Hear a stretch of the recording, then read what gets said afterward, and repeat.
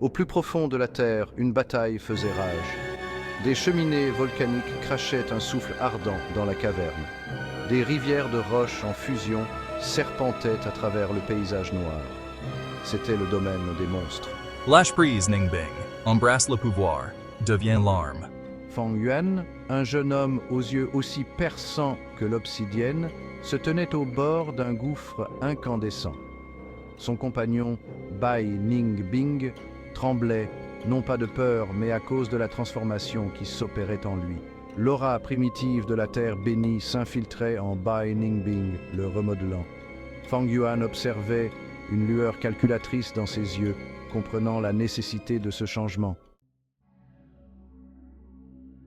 Bai Ningbing, autrefois fier général, s'abandonna à la transformation. Des vagues d'énergie glaciale jaillissaient de son corps, un contraste saisissant avec l'enfer environnant. Sa peau scintillait, prenant la texture de la glace. Il rugit, un son à la fois de douleur et d'exaltation. Le gel se répandit de ses pieds, repoussant momentanément la chaleur. Je ne suis plus le même homme.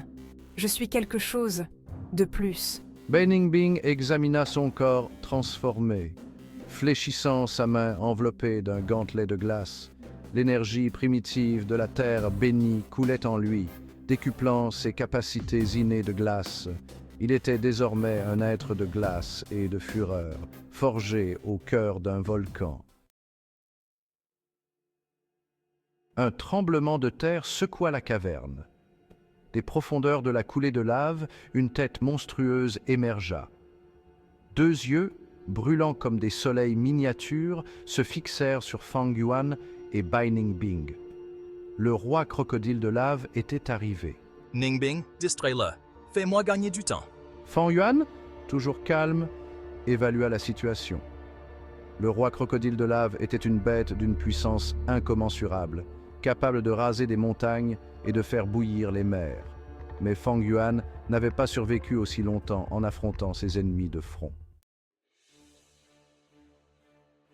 Leur plan était un pari désespéré. Fang Yuan était un maître stratège, mais même sa ruse serait inutile contre la puissance brute du roi crocodile de lave dans une confrontation directe. Alimenté par l'énergie primitive de la terre bénie, il chargea. Des éclats de glace tranchants comme des rasoirs jaillirent de ses doigts, laissant des traînées de givre dans l'air. Le roi crocodile de lave rugit, un son qui résonna dans la caverne et se jeta en avant. La caverne devint un tourbillon de feu et de glace. Les attaques de Bai Ningbing, bien que puissantes, semblaient davantage agacer le roi crocodile de lave que de le blesser réellement. Feng Yuan observait l'échange, son esprit cherchant à percer la faiblesse de la bête. Alors que Fang Yuan réfléchissait, une voix résonna dans son esprit. Elle était faible comme le murmure du vent et pourtant remplie d'une sagesse ancestrale. L'esprit de la terre bénie, il me parle. Il parlait de la force vitale du roi crocodile de lave, intrinsèquement liée au cœur en fusion du volcan. Il murmurait une vulnérabilité cachée, un point où les défenses de la bête étaient les plus faibles. Fang Yuan écoutait, son esprit absorbant l'information. Il pouvait sentir le flux d'énergie à l'intérieur de la caverne, la chaleur pulsante de la lave, les subtils mouvements de l'air. Et dans ce chaos, il détecta un rythme, un motif. Le cœur du roi crocodile de lave ne battait pas dans sa poitrine, mais dans le cœur en fusion du volcan lui-même. Le plan de Fang Yuan se dessina, audacieux et dangereux. Il devait attirer le roi crocodile de lave vers la partie la plus volatile de la coulée de lave, la zone où la chaleur était la plus intense. Ningbing, conduis-le vers le cœur de la coulée de lave. Je te rejoins dans un instant.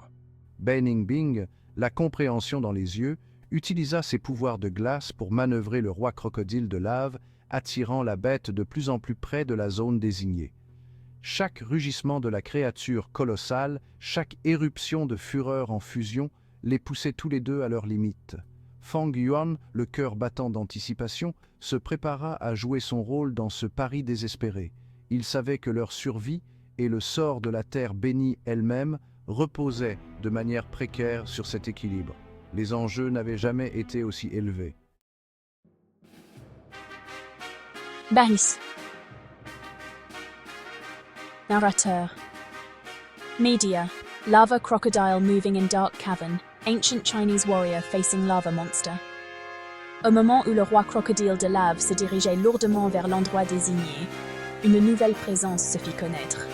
Un cri, perçant et fier, résonna dans la caverne.